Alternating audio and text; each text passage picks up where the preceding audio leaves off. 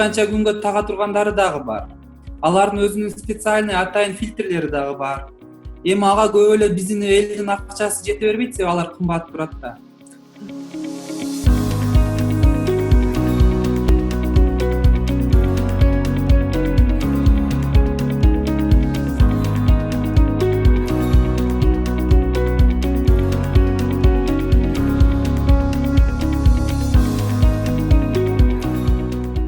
Метил спиртин, этил да башка окшогон нерселерди себиштин кереги жок.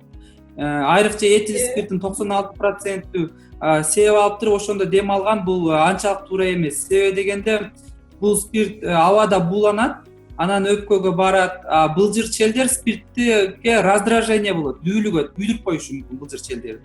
Андай сунушталбайт. Андан соң баягы буу түрүндөгү спирт вирустарды эритет деген бул далилин тапкан эмес. Эч бир доказательный базадан өткөн жок. Андыктан доказательный базадан өтпөгөн нерселерди биз оюбуздан токуп чыгып сунуштай албайбыз. Антифантазияга берилгендин кереги жок.